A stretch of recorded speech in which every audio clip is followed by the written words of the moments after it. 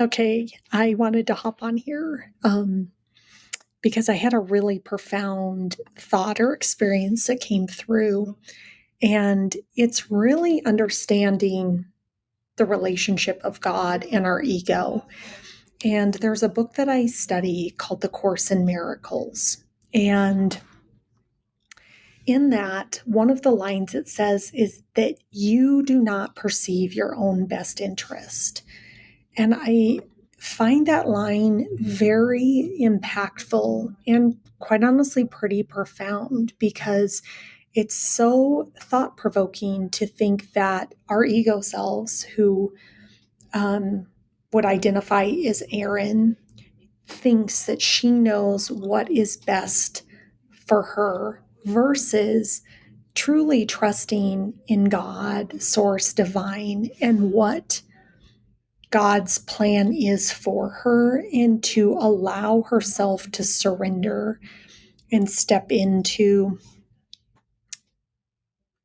God's plan for me.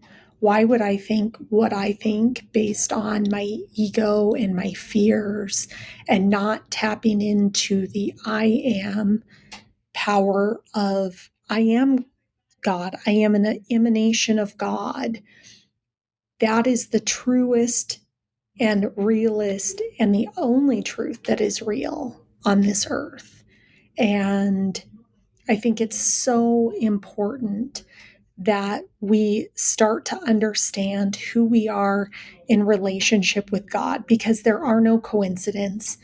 There is a divine plan. We are all interconnected. Every person is an emanation of God and is thus meant to be treated as such. We are here to be unconditional love, to give and receive love, because that's the only thing that's real. Everything else is an illusion of our consciousness. In the Course in Miracles, it says, the Course can therefore be summarized very simply in this way: nothing real can be threatened, nothing unreal exists. Therein lies the peace of God. So, what that means is the only thing that's real is love, is unconditional love. Everything else doesn't truly exist. And our only job is to return to a state of Christ consciousness, of being in a state of being of unconditional love, and seeing every other human being as an emanation of God, as a reflection of you, and thus requiring love. And so I just ask that we all start to really look at the ego wants to cause separation. It wants to cause us to be in constant conflict versus seeing any other human as a fellow human being and exactly like you. You know, the PowerPoint isn't that you're unique. The PowerPoint is you're just like everybody else.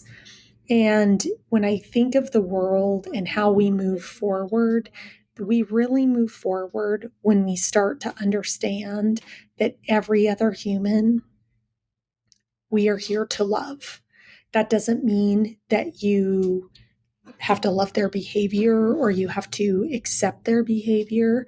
But what it does mean to do is that we suspend our judgments, that we have a loving heart, and to see that they are falling short, just as I have fallen short, and that we are here to be nothing but love.